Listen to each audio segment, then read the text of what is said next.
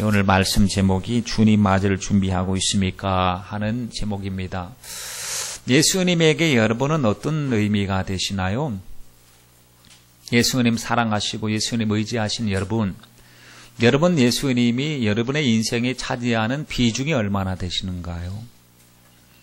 찬양에는 예수 나의 기쁨, 예수 나의 전부, 예수님의 사랑이라고 찬양하고, 주님 이 세상 어떤 것보다 주님보다 더 귀한 것은 없다고 우리는 노래는 하는데, 진짜 실제로 정말로 솔직하게 우리 자신을 돌아봤을 때 예수님이 나에게 정말 목자가 되시는지, 복음이 내게 진짜 실제가 되는지, 정말 나의 의는 믿음으로 말미암아 살리라 라고 했는데 나는 믿음으로 살고 있는지, 하나님 앞에 드려지는 예배가 하나님이 받으실 만한 믿음의 예배가 되고 있는지, 우리 말씀 들을 때마다 말씀 듣는 것 자체를 목적으로는 하지 않습니다. 오늘 성경 공부하러 이 자리에 모인 것도 아닙니다. 하나님 만나고 예배 드리기 위해서 우리는 이 자리에 모였습니다. 그러니 말씀은 듣기만 하고 순종하지 아니하면 자기를 속이는 자와 같다 그랬습니다. 참 희한하게 자기가 자기에게 속습니다. 예배 드리면서도 자기에게 속아요. 믿음이 별로 없어요, 주님 보시기엔. 근데 믿음이 엄청나게 많은 줄로 압니다. 주님께서는 보실 때 우리에게 슬픔에 근심 어린 모습을 가지고 나를 보고 계신데 나는 걱정이 하나도 없습니다. 왜냐하면 자기가 자기에게 지금 속아 넘어가고 있기 때문에 그렇습니다. 복음이 우리에게 정말 실제가 되고 있느냐? 복음은 이론과 철학도 아닙니다. 복음은 어떠한 주문하는 것도 아닙니다. 복음은 실제입니다. 복음은 말로만 이룬 것이 아니고, 데살로니가 전서 1장 5절 말씀에 보면 복음은 오직 성령의 능력, 성령과 큰 확신으로 되었다고 그랬습니다. 그러니 복음을 전할 때 말로만 전할 수도 있습니다. 그럴듯한 말로만. 그런데 들을 때도 말로만 들을 수도 있습니다. 근데 사람의 말로만, 하나님의 음성이 아닌 사람의 말로만 들을 수 있습니다. 근데 우리는 오직 능력과 성령과 큰 확신으로 하나님의 말씀이 우리에게 다가와야 될 줄 믿습니다. 복음이 우리에게 실제가 되지 못한다면 과연 나는 복음이 내게 실제가 되고 있는가? 실제라고 하는 것은 생생한 현실을 말하고 있습니다. 그렇다면 주님의 재림이 실제가 되고 있고, 주님의 천국이 실제가 되고 있고, 영적 전쟁이 실제가 되고 있고, 예배가 실제가 되고 있다면 아마도 좀 지금의 우리의 모습과는 다른 모습이 아닐까 싶습니다. 마귀가 지금 우글거리고 바깥에 나가기만 하면 우는 사자같이 지금 사자들이 두루 다닌다고 생각해 보십시오.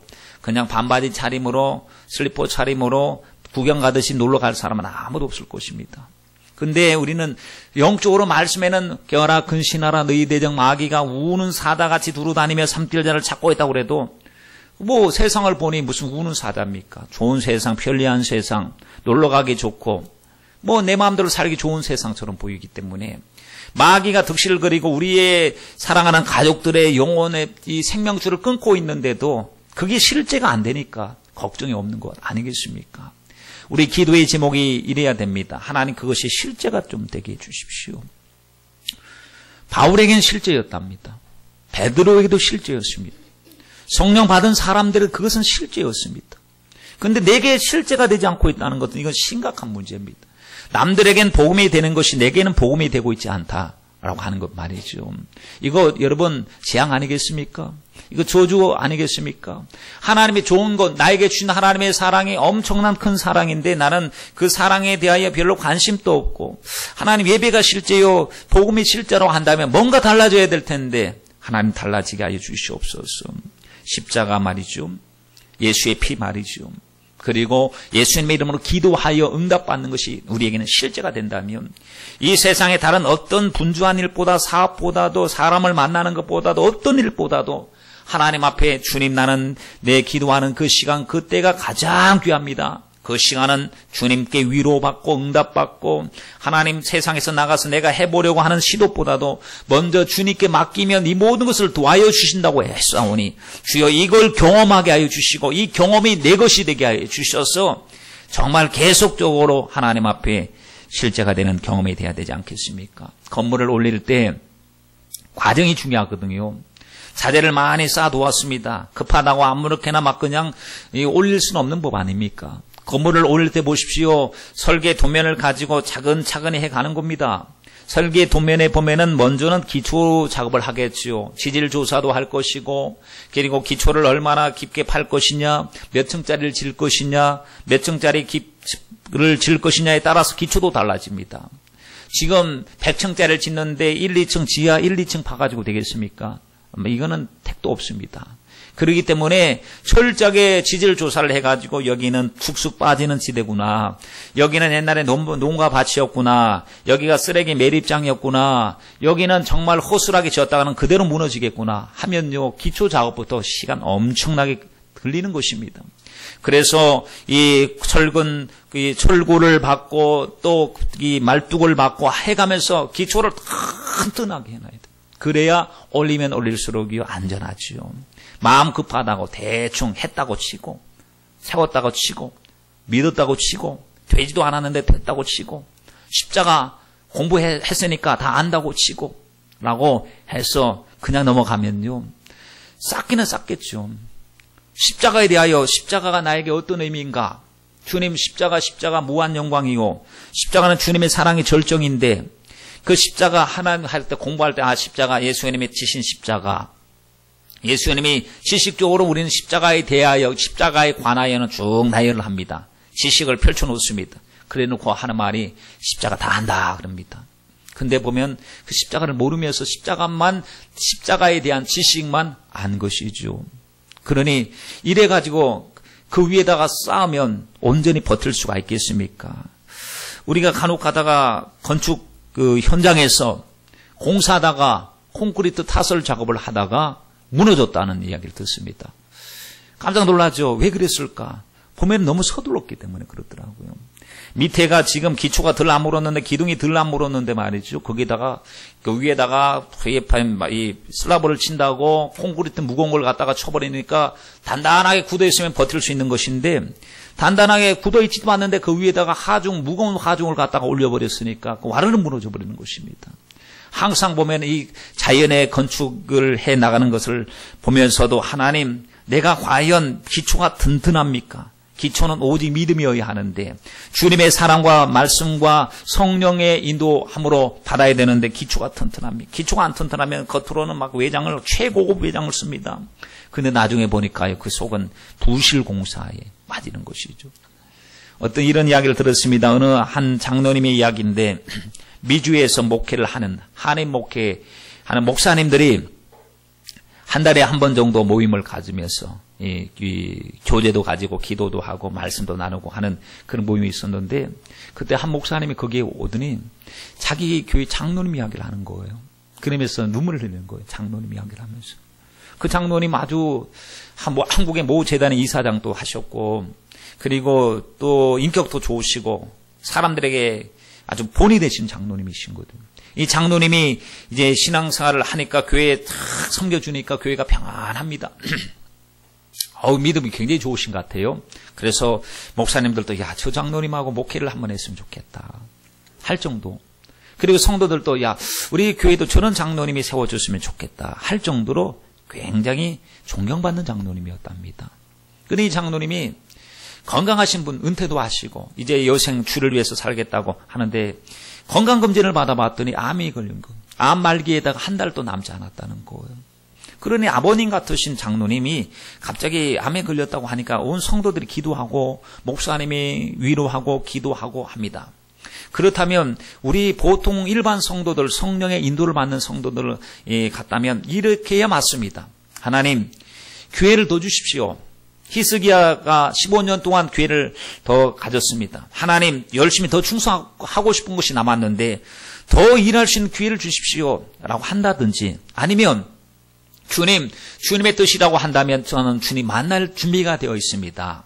주님 언제라도 주님 고대하고 있었는데 하나님 이 병을 통해서 나에게 준비할 수 있는 기회와 시간을 주셔서 감사합니다 하고 그 준비할 수 있는 기회 주심에 감사 이 정도 이것으로 이제 나타나야 되는데 이분이 죽음이 전혀 준비가 되지 않은 거예요. 겉으로 봤을 때는 굉장히 믿음이 좋으신 장로님처럼 보였는데 문제 위기가 왔을 때 보니까 낙심하고 충격을 받으셨어요. 그래서 이제 교회에서 기도하고 목사님이 아버님 같으신 장로님을 찾아가서 이제 신방하고 기도를 드리는데 기도할 때 남들 기도할 때 눈 감고 가만히 있습니다. 남들 찬양할 때 말 한마디 하지 않습니다. 그래서 막 이 말씀을 전하신 목사님이 이렇게 쳐다보니까 아니 예배 참여를 안 하고 있는 거예요. 그래가지고 입을 콕 다물고 있습니다. 그래서 목사님이 낙심이 되었어. 좀 몸이 괴로워서 그런가 보다 한두 번은 지나갔대요. 근데 가서 예배 드릴 때마다 예배에 동참을 안 해요. 목사로서 속이 상한 거죠. 왜냐하면 안에 하나님의 어떠한 분이 위기 가운데서도 하나님 여호와는 나의 목자시니 내가 부족함이 없으리로다라고 해야 되는데 신음소리만 내고 있는 거예요. 그래서 목사님이 생각해도 아니 신음소리 낼 정도면 찬양은 할 수 있지 않겠느냐. 하나님 앞에 기도할 수는 있지 않겠느냐. 그래서 장로님이 하나님 믿으시죠? 하나님 의지하시죠? 라고 해도 묵묵부답 말씀을 안 합니다. 워낙 존경받으시는 장로님이시지만 이 모습을 보니까 목사님이 답답합니다. 견딜 수 없습니다. 그래서 이 장로님 주의 공로로 하나님의 나라에 가실 줄 믿으시죠? 답을 듣고 싶었어요. 재촉을 합니다. 그때 장로님이 눈을 뜨더니 상체를 일으키시더니 하는 말이 예수가 뭐고 다 귀찮소. 충격입니다. 여러분 결정적인 순간이 중요합니다. 예수고 뭐고 다 귀찮다는 거. 예수고 뭐고 다 귀찮아요. 만약에 여러분 알고 있는 사람이 여러분의 가족이 예수님 잘 믿었는데 위기 앞에서 문제 앞에서 신뢰하고 기도해야 되는데 기도할 때 하나님 역사를 바라보아야 되는데 예수고 뭐고 다 귀찮다. 예수 믿어도 되는 것도 없다. 예수 믿어도 소용없다. 이상하게 입에서 이상한 소리가 나오면요. 충격 그 자체가 아니겠습니까? 그래서 예수고 뭐고 다 귀찮소 하다가 뒤로 넘어져서 그 자리에서 죽었대요. 여러분 실컷 신앙생활 하다가 마지막에 왜 이렇습니까? 이 목사님이 그것을 보고 나서 충격을 받았어요. 그래서 와서 목사님들 앞에서 내가 도대체 뭘 목회를 했는지 모르겠대요. 여러분 정말 허망할 것 같아요. 성도들이 믿음 안에서 정말 어려운 순간순간 앞에서 믿음으로 고백하고 믿음으로 합니다. 하나님 도와주실 겁니다. 하나님 이 난관을 잘 극복할 수 있도록 도와주십시오. 막 그러면 목사님이 힘이 생깁니다. 야 믿음이 있구나. 또 같이 기도해야 되겠구나 해야 되는데 문제의 당사자만 그냥 혼자서 문제를 다 떠안는 것처럼 낙담 속에 있으면서 낙담할 수 있어요 사람은. 그러나 낙담을 기도로 이겨야 되는데 그 입에서 나오는 것이 전혀 하나님의 원하는 답이 아닌 이상한 소리가 나오고 죽어버렸으니 울먹이면서 목사님이 자기가 목회를 도대체 어떻게 했는지 모르겠다라고 이야기했습니다. 돈의 부도를 맞으면 돈 상실합니다. 사람 부도 맞을 수도 있습니다. 믿었던 사람 배신할 수 있거든요. 사람 잃습니다. 그런데 그렇다 치고 그러면 만약에 영적인 부도를 만나면 어떻게 하시겠습니까? 영적인 부도가 뭡니까? 마태복음 7장 21절 말씀에 나오는 그 말씀 아시죠? 주여 주여 부르는 자마다 다 천국에 들어갈 것이 아니고 내 아버지 뜻대로 행하는 자라에 들어가리라. 주여 주여는 불렀어요. 주님의 이름으로 귀신을 쫓아내고 명함 내세울 수 있는 명함이 대단합니다. 주의 이름으로 권능을 행하고 귀신을 쫓아내고 막 했던 일들을 보면 사람 앞에 그 명함 내밀면 사람들은 꼬꾸라지는 거예요. 그냥 야 믿음 좋은 사람이다. 대단한 사람이다. 능력이 불의 사자다. 라고 말하는 것들인데 주님께 딱 들이밀었단 말이에요. 너 누구냐는 거예요. 난 널 모르겠다는 거예요. 마지막 결정적인 순간에 주님이 모른다고 얘기하셨어요. 신앙의 부도입니다. 잘못 믿었다는 거예요. 무너졌다는 거예요. 어떡할 거예요? 그 순간에 그 대상자가 바로 저와 여러분이라고 생각해 보십시오. 너는 너 의를, 너 자랑을 위해서, 너 잘 되려고, 세상에서 잘 되려고 예수를 믿은 것이 나를 위해서 진정으로 나를 사랑하거나 내 십자가, 내 유업으로 준, 유산으로 준 십자가 내팽개치고 세상 영광, 부귀영화를 쫓아갔다면 우리 주님과 전혀 무관한 사람이라고 주님이 만약에 그때 평가하신다면 여러분은 어떻게 하겠습니까? 큰일 나지 않겠습니까? 그래서 세상에 어떤 것보다도 신앙생활을 잘해야 됩니다. 여러분 그냥 우리가 교양적으로 종교생활 정도로 왔다리 갔다리 하면 그거는 달라요. 그런데 주님을 만나면 그게 아니잖아요. 성령님이 내 안에 계시고 나를 책임져 주시고 말씀을 주시고 오늘 또 나를 눈동같이 지켜주셔서 나를 떠나지 아니하시겠다고 말씀하시고 주님이 내게 구하라 말씀하시는데 우리가 나는 신앙생활을 별것 아닌 것처럼 말이죠. 바쁘면 내일 다 합니다. 내 것 다 챙깁니다. 그리고 나서 시간 나면 주님 일을 한다. 주님을 사랑한다 하면 그 사랑이 진실된 사랑은 아니지 않습니까? 우리 지난 주일날 산 믿음과 죽음 믿음에 관한 말씀을 나눴었습니다. 믿음이 얼마나 중요한지 몰라요. 그러나 믿음에도 두 가지가 있대. 산 믿음하고 죽음 믿음. 그러면 죽음 믿음은 역사가 일어날 것인가요? 우리 믿음의 역사와 사랑의 수고와 소망의 인내 뭐 이런 말씀이 있는데 보면은 믿음에는 반드시 역사가 일어나야 됩니다. 근데 죽은 믿음 갖고 역사가 일어납니까? 행함이 없는 믿음은 그 자체가 죽은 것이라고 했는데 역사가 안 일어나잖아요. 그러면 죽은 믿음 붙들고 있으면 구원은 받을까요? 구원은. 근데 주님은 믿음을 보시는데 살아있는 믿음을 보시지 죽은 믿음을 보시고 그래도 죽어있는 믿음이라도 있으니 내가 너를 구원해 주겠다라고 말씀하시겠습니까? 그러므로 하나님 믿음은 철저하게요 말씀에 대한 인격적인 반응입니다. 약속을 믿고 기다리는 거예요. 응답을 기다리는 거예요. 주님 역사를 기다리는 거예요. 성령의 강림을 기다리는 겁니다. 그리고 주님 오심을 기다리고 주님이 예비하신 천국을 기다리는 거예요. 신앙생활은 기다림을 잘해야 됩니다. 실컷 기다리다가 막판에 자리를 비웠어요. 근데 버스가 왔어요. 버스가 와가지고 슉 지나가버립니다. 어떡합니까? 저도 어저께 볼 일이 있어서 버스 타고 잠시 나갈 일이 있었는데 버스를 기다리는 버스가 안 오죠. 이 버스를 기다려야 되는데 이 자리를 비우면 버스가 내가 자리 없는 사이에 올까봐 걱정이 되는 거예요. 급한 일이 있어도 가만히 서 있는 버스를 타야 되니까. 여러분 그렇습니다. 우리는 항상 하나님이 원하신 그 자리에서 자리를 떠나지 말고 기다리시길 바랍니다. 자, 오늘 말씀을 보세요. 여러분이 잘 알고 있는 달란트의 비유에 대한 말씀입니다. 주인이 있었답니다. 주인이 먼 나라로 갈 일이 있었대요. 그래서 종들에게 일을 맡겨주었습니다. 그 나름대로 이 일을 맡겨줄 정도면 나름대로 충성할 수 있는 종이라고 생각하고 일꾼이라고 생각하고 일을 맡겨주었습니다. 그런데 각각 그 달란트대로 재능대로 맡겨줬습니다. 그러니 맡겨주신 분의 이거는 마음이에요. 많이 맡겨주든 적게 맡겨주든 그러니까 내가 왜 적게 맡았냐 이것보다도 적게 맡았으면 적게 맡은 대로 감당하면 되거든요. 각각 그 재능대로 하나에게는 금 5달란트를 하나는 2달란트에게 하나는 1달란트를 주고 떠났다라고 했습니다. 누구 거냐 봤더니 주인 겁니다. 주인 거. 근데 2달란트나 5달란트 받은 사람은 받은 것을 가지고 즉시 가서 지체하지 않습니다. 즉시 가서 바로 가서 일했습니다. 주인이 올 때까지 계속 일했습니다.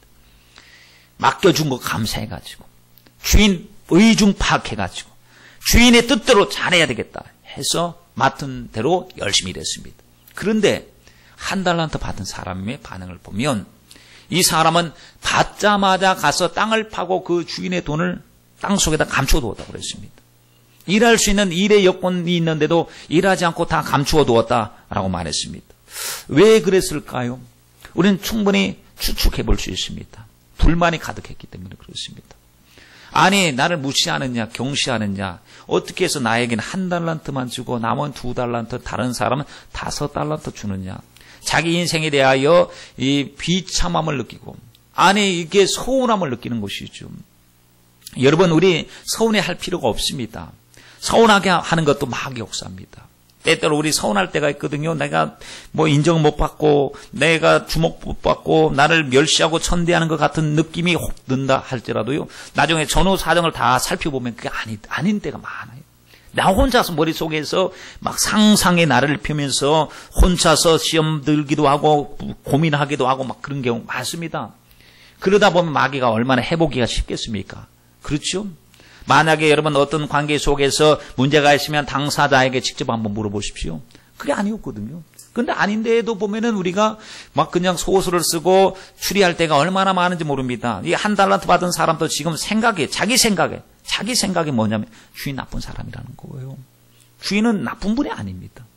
그에게 맡겨준 그 1달란트의 분량이 엄청납니다. 여러분 한번 저도 생각이 잘 안 납니다만 1달란트의 그 분량이 한 수십억 정도 되는 굉장히 큰 분량입니다. 어마어마한 거예요. 그것만 가지고도 얼마든지 할 수 있는 거예요. 그런데 이미 자기가 가진 것은 부유한데도 자기가 가진 것에 대한 감사가 없어요. 남들과 비교하면서 생각한데 무시당했다. 당신은 굳은 사람이다. 인색한 사람이다. 해치지 않은 데서 모으고 심지 않은 데서 거둔다. 얼마나 오해를 많이 했습니까?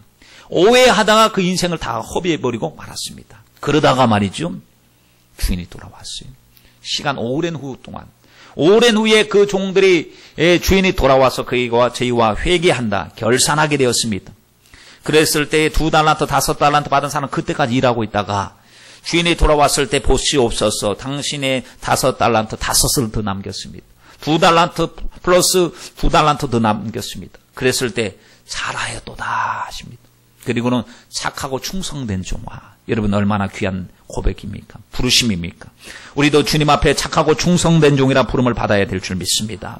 착하고 충성된 종아. 그 다음 보십시오. 뭐라고 그랬습니까? 내가 작은 일에 충성하였음에. 여러분 주님께서 우리에게 주신 그 은혜와 우리가 한 일을 비교해보면 아무것도 아니거든. 주님이 주신 그 사랑에 내가 주님의 사랑에 보답한다고 해보지만 하나님의 편에서 보면요. 그 작은 일에 불과한데 그 작은 일인 줄 아시지만 야, 니 그까지 것 했냐? 별것 아니네 라고 하지 않았어요. 작은 일에 충성한 것을 보고 큰 것을 맡겨줄 것이고 주인의 즐거움에 참여할 것이다 그랬습니다. 우리가 작게만 일해도 주님께서는 주인의 즐거움에 참여할 수 있는 은혜를 허락해 주시니 얼마나 감사합니까? 여러분 우리는 작은 일부터 잘 감당하여 충성해야 될 줄 믿습니다. 주님께서는 작은 일에 충성해도 보답은 크게 응답해 주시니 얼마나 감사합니까? 자, 이렇게 똑같이 2달란트 받은 사람이나 5달란트 받은 사람이나 주님께서는 야, 5달란트 받은 사람을 더 칭찬하지 아니하시고 동일한 열심을 가지고 일하는 사람에게 하나님께서 주인이 축복을 하고 있지요. 그런데 기다리던 1달란트 받은 사람 어떡합니까? 땅속에 파묻어 두었는데 주인을 오해하고 있었는데 주인 무시하고 있었는데 땅을 다시 팠습니다. 여기 있습니다.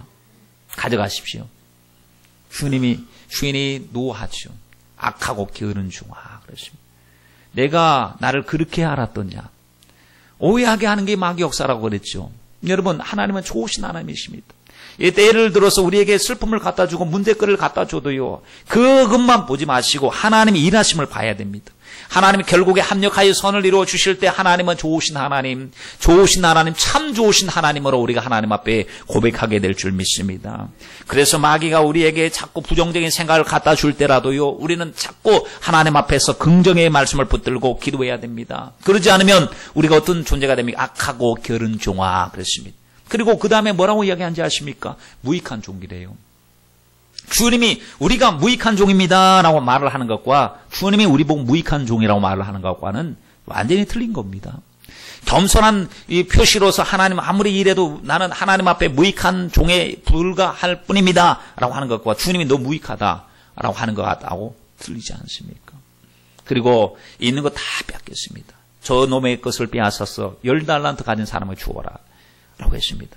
일하지 않는 사람은 있는 것까지 다 뺏겼어. 그리고 바깥 어두운 데에 가서 내어 쫓김을 당해라 그랬습니다.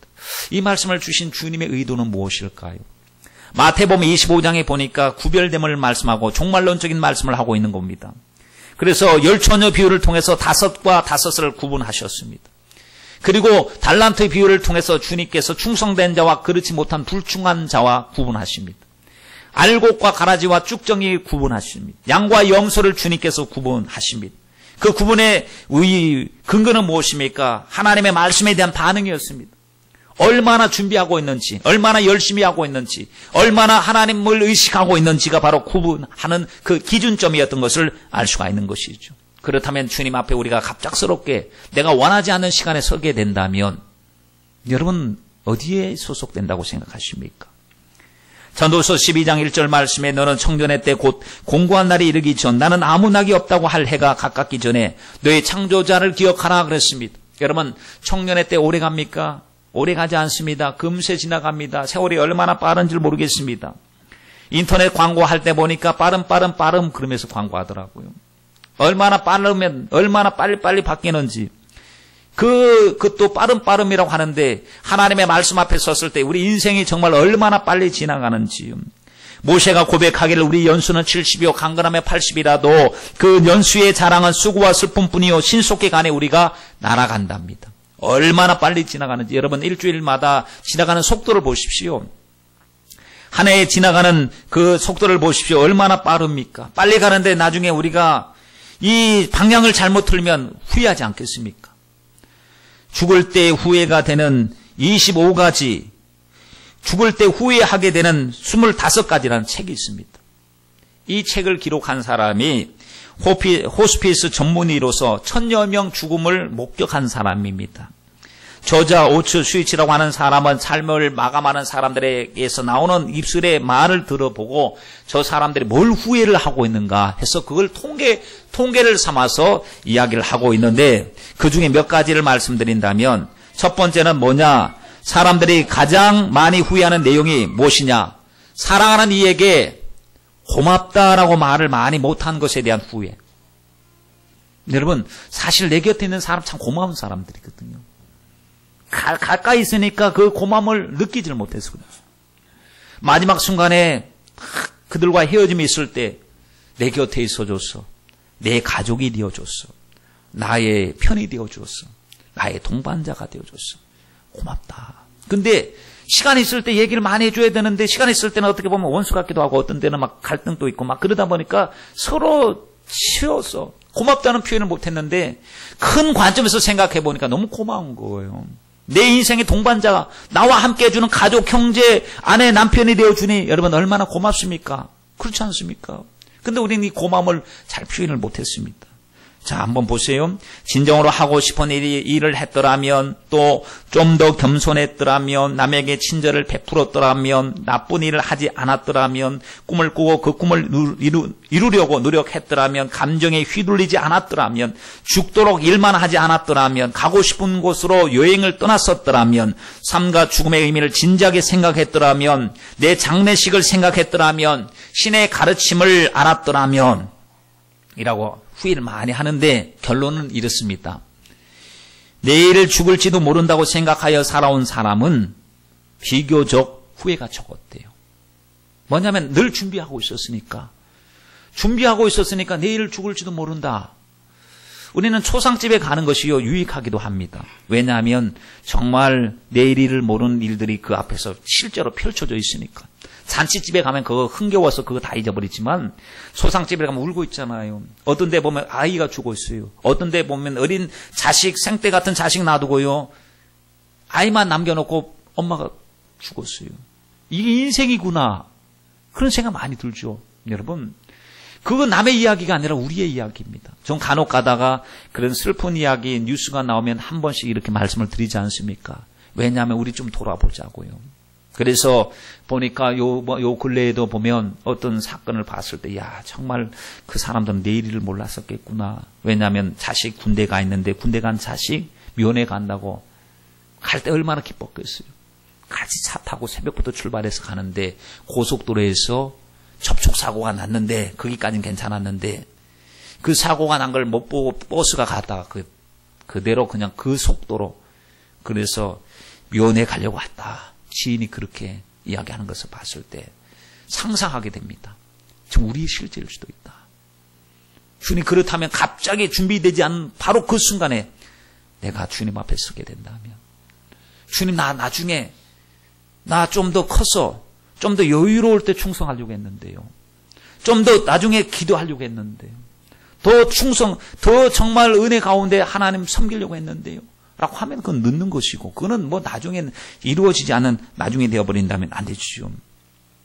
옛날 독일의 황제였던 루드비 공작이 황제로 즉위하기 전의 이야기입니다. 이분이 선정을 베푸는 그런 공작은 아니었습니다. 그런데 사냥을 나갔다가 숲속에서 어떤 교회를 발견했는데 그 교회 안에 들어갔습니다. 들어가서 기도하려고 들어갔을 때 보니까 갑자기 교회 벽면에 3일인지 석 달인지 3년인지 확실히는 않지만 그 기간이 지난 후에 주님의 심판을 받게 되리라는 글귀가 딱 눈에 나타난 거예요. 그리고 잠시 보이다가 탁 사라졌어요. 심판을 받는다는 것은 선명한데 3자는 받는데 3일인지 석 달인지 3년인지는 몰랐었어요. 이걸 메시지를 듣고 나니까 심각해졌습니다. 성으로 돌아와서 내가 3일밖에 남지 않았다면 난 어떻게 살아야 될 것인가. 가족들과 그리고 백성들과 아이들에게 3일 동안 최선을 다했습니다. 정말 최선을. 왜냐하면 3일 후에 죽을 거니까. 그리고 3일이 딱 되던 때에 높은 곳에 올라가서 주님 맞을 준비를 딱 하고 있었대요. 근데 아무런 일도 일어나지 않았습니다. 3일이 아니라 석 달이구나. 내가 석 달을 잘못 봤어. 하고 석 달 동안 똑같은 마음가짐을 가지고 열심히 살았습니다. 근데 석 달째 주님이 혹시 나를 심판하시고 만나실 것인가, 하나님의 심판대 앞에 설 것을 상상하면서 열심히 일을 하다가 딱 섰습니다. 석 달 후에도 아무런 일이 일어나지 않았습니다. 그 석 달이 아니라 3년이구나 하는 생각을 가지고 이제 3년을 바라보고 열심히 이제 이 일을 하는데 말이죠. 그때 보면은 갑자기 시간이 3년이 딱 되던 때에 어떤 일이 있었느냐 하면 사방에서 갑자기 나팔 소리가 들리는 거예요. 하나님 나팔 소리는 아니고 사람에게 나팔 소리가 들리더니 사람들이 막 몰려와요. 루드빅 공작을 황제로 추대하고 싶습니다. 왜냐하면 너무나도 3년 동안 그의 삶이 진실하고 말이죠. 백성을 사랑하고 종말론적인 주님 만났을 때 부끄럼 없어야 되지 이렇게 생각하고 살았던 그에게 소문이 나버리는 거예요. 소문이. 저 사람은 황제로서도 괜찮다. 자격이 있는 사람이다. 사람들이 막 그냥 모여들어서 추대하려고 하는 사람들이 나팔 불고 다가와서 그를 황제로 삼았다라고 하는 기록이 있습니다. 여러분, 하루하루 살게 되면 남에게 실망보다도 남에게 도전과 감동을 주는 삶을 살지 않겠습니까? 우리 찬양에도 언제 주님 다시 오실는지 아는 이가 없으니, 이런 찬양이 있죠. 언제 주님 오실는지 아는 이가 없으면 이거는 오늘을 또 불안한 거예요.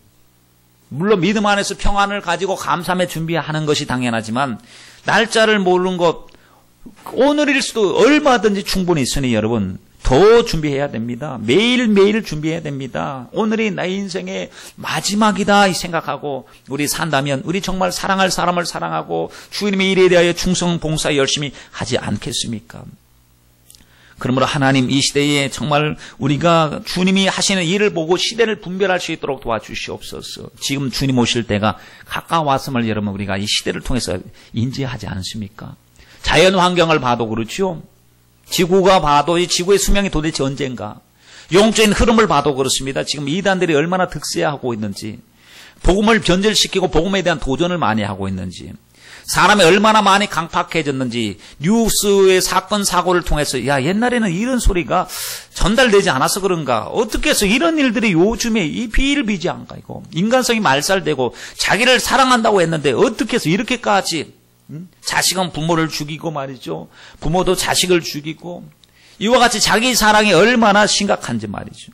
하나님, 주님이 말씀하신 것이 현실 가운데 이루어지는 것을 보고 또 우리가 무감각 속에 빠져버린다면 우리는 정말 무식한 사람들입니다. 여러분, 국민일보의 기사에 이런 기사가 났는데 혹시 도움이 될 듯 해서 기사를 한번 읽어보도록 하겠습니다. 어느 장로님, 이 강덕영 장로님이라고 하시는 분이 이제 칼럼을 쓰셨는데 이 제목이 종교인과 신앙인 이 짐승의 표라고 하는 이 내용입니다. 미국의 오바마 대통령이 자신의 이 정치 인생을 걸고 공화당과 싸우면서 결국 건강보험법을 통과시켰다. 이 법이 시행되면 우선 외국 유학생들로부터 의료 정보를 담을 수 있는 칩을 이식받아야 한다. 이식되는 칩은 베리칩이라고 한다. 사람의 이마나 손가락 속에 심어 건강 기록을 넣어두어 교통사고나 긴급 상황 발생 시 적절한 조치를 취할 수 있도록 모든 의료 정보를 담는다. 더불어 이 칩은 위치 추적까지 가능하도록 되어 있다고 한다. 테러로부터 보호받기 위해서다. 권력기관은 사람들을 항상 감시할 수 있게 되고 모든 정보는 정부가 관리할 수 있게 된다. 다만 은행 계좌 정보는 아직 의무화되지 않았다. 2015년 이전에는 실시될 것 같다. 기독교인들이 이것을 성경적으로 풀어내면 요한계시록에서 예시되었던 666이다. 666의 현대의 표현이 바로 베리집이라고 보는 것이다. 세계적 시범 도시로 한국의 송도가 선정되었다는 낭설도 돌고 있지만 확실치는 않다. 한국의 모 재벌 기업이 이 칩의 세계적 공급을 준비하고 있다는 이야기도 있다. 이제 유학 중인 신학생과 앞으로 유학을 갈 우리 아이들이 걱정이다. 가정 예배 때 이야기를 꺼내니 모두 긴장하고 걱정하는 눈치다. 또한 한국도 비슷한 일이 생기지 않는다는 보장도 없다. 큰 걱정을 안고 아는 목사님께 이 짐승의 표 이야기를 물었다. 이 칩을 받아도 되겠느냐는 질문에 목사님은 받아도 되고 안 받아도 된다는 답을 하셨다. 성경상으로 요한계시록은 상징적일 수 있으며 천국 왕국은 걱정할 필요가 없다는 말씀이었다. 하지만 목사님은 짐승의 표를 받으실 겁니까? 하고 묻자 글쎄요 하신다. 의아하게 생각한 나는 연세가 많으신 다른 목사님께 여쭈어 보았다. 이 목사님은 절대로 받으면 안 된다고 지옥에 갈 표라고 하셨다. 나는 다시 한번 의아해졌다. 같은 신학교를 졸업하신 두 목사님이 한 분은 상징일 뿐이라 하시고 한 분은 절대 안 된다고 대답하시니 답답했다. 젊은 목사님은 신학교에서 무천년설을 교육받으셨는데 나이 드신 목사님은 철저히 전천년설을 교육받으셨다고 한다. 같은 신학교인데도 신학의 세대 차이가 많이 난다는 생각이 들었다. 요한계시록에 누구든지 짐승과 그 우상에게 경배하고 이마에나 손에 표를 받으면 하나님의 진노의 포도주를 마시리니 하나님 어린 양의 앞에서 불과 유황으로 고난을 받고 밤낮 쉼을 얻지 못하리라는 말씀이 떠올랐다.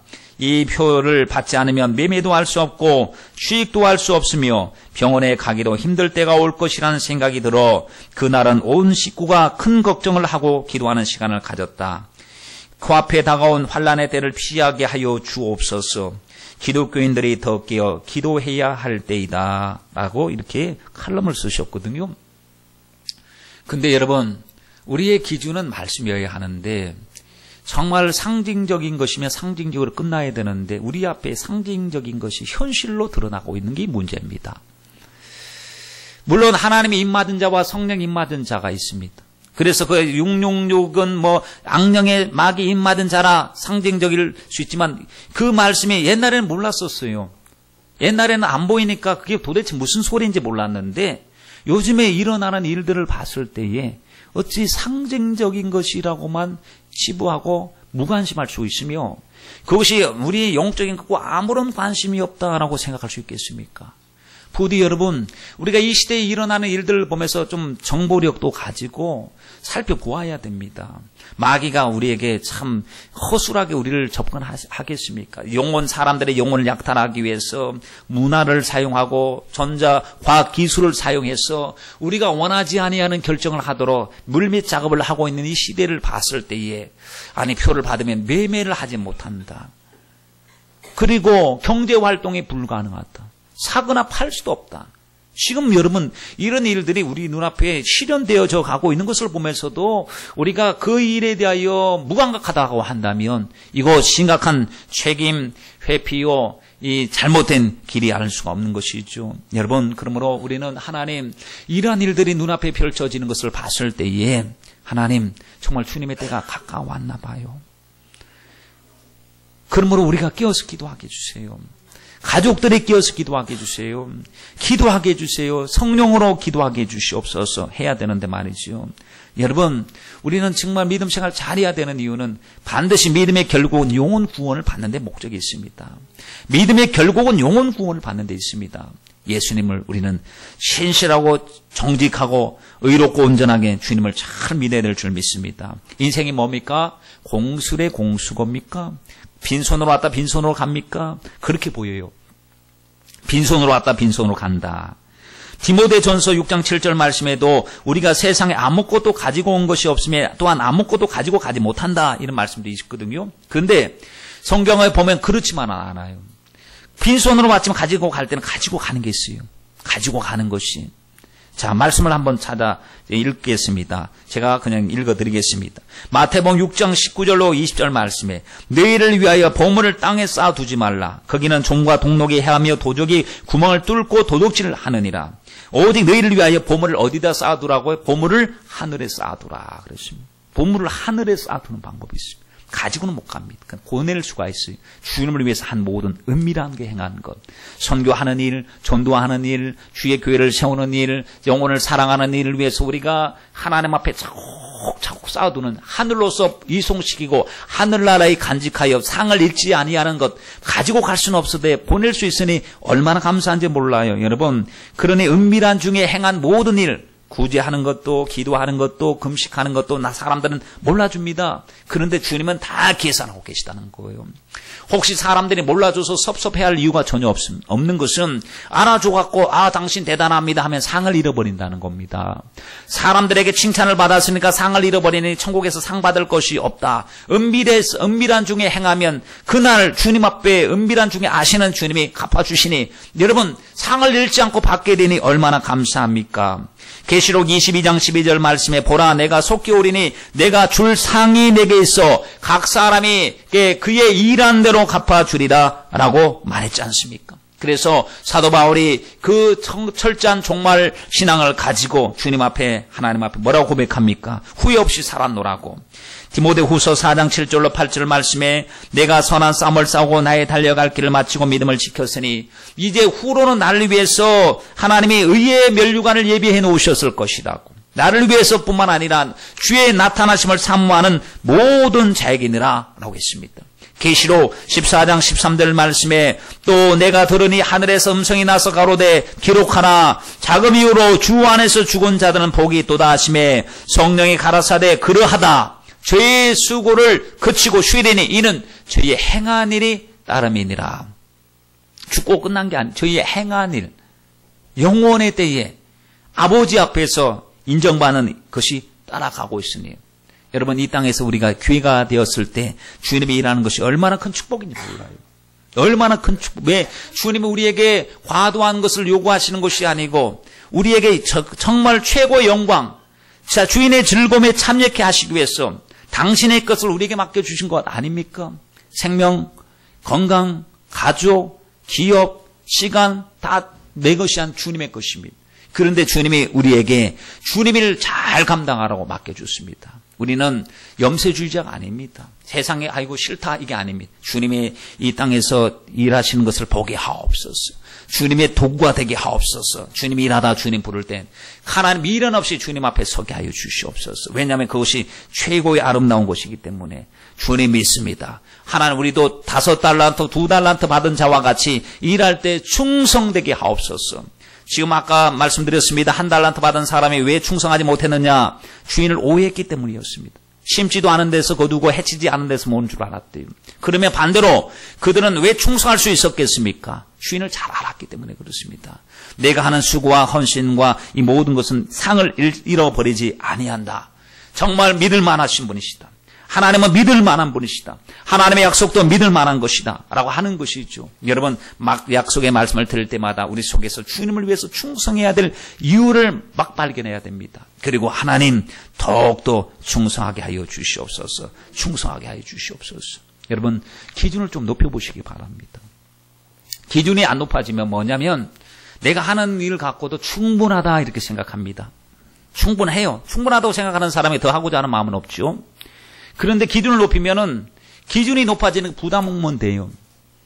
그런데 자꾸 자기가 부족한 게 보이거든. 기준이 높아요. 기준이 90점이다 했을 때 60점에서 헤매고 있으면 언제 90점은 도달해야 되는데 갈등이 있죠. 또 도와달라고 기도하죠. 그렇습니다. 그런데 아예 기준이 60점이다 그러면 65점은 걱정 하나도 안 하거든요. 60점이면 되는데 괜찮지 않겠느냐 하는데 여러분 우리에게 있어서 주님이 원하시는 기준이 무엇입니까? 더 온전하고 거룩하고 흠이 없는 모습으로 주님 앞에 세워가는 것 아니겠습니까? 그러니 우린 무사한 일 주의에 빠지면 안 되는데 예를 들어서 쉽게 표현을 해본다면 열등생과 우등생을 한번 비교해 보십시오. 아이들 공부를 하는데 시험을 봤습니다. 우등생이 시험을 봤는데 시험을 망쳤답니다. 시험 망쳤대요. 그래서 정말 망쳤냐? 몇 개 틀렸냐? 2개 틀렸대요. 그러면은 공부를 못하는 학생 같으면 2개 틀렸다 그러면 야 나는 10개 틀렸는데 2개 틀렸냐?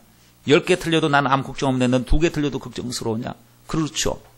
근데 공부하는 아이에게는요 2개 틀린 것이 그에겐 충격입니다. 3개 틀린 것이 충격입니다. 왜냐하면 100점 맞을 수가 있었거든요. 준비해서 100점을 맞을 수가 있었는데 100점을 못 맞았으니 얼마나 속상하겠습니까? 그렇죠? 여러분, 우리도 그렇습니다. 하나님 앞에 거룩하고 온전한 마음을 가지고 할수록 작은 것 하나 실수할 때마다 그냥 넘어가지 않고 그게 막 속이 상해가지고 좀만 더 기도했으면 좋았을 텐데, 좀만 더 용서했으면 좋았을 텐데, 좀만 더 사랑했으면 좋았을 텐데, 이런 마음이 있어야 되는데 그냥 주일 예배 드리는 걸로 끝난 거예요. 그냥 기준이 그래. 기준이 내가 예수 믿는 기준이 주님께 예배 드리는 거 그냥 주일날 와갖고 한번 예배 드리는 것으로 다 했다, 의무 다 했다, 이걸로 끝나면 안 됩니다. 하나님 앞에 주님은 항시 쉬지 말고 기도하라 하셨고 죽도록 충성하라 하셨거든요. 근데 주님의 기준하고 우리 기준이 다르면 안 됩니다. 여러분, 그러므로 우리 수준 좀 높여야 됩니다. 여러분이 원하는 기준이 만약에 한 70점이면 만족하다 그러면은 여러분, 주님은 내가 온전한 같이 너희도 온전하라 말씀하셨으니까요. 온전에다 기준을 맞추고 나를 거기에 맞추어서 자꾸 올라가야 뭔가 이루어지지, 나를 갖다가 아주 남 못하는 사람만 비교하면서 그 사람보다 낫다고 생각해 버린다면 우리는 안 됩니다.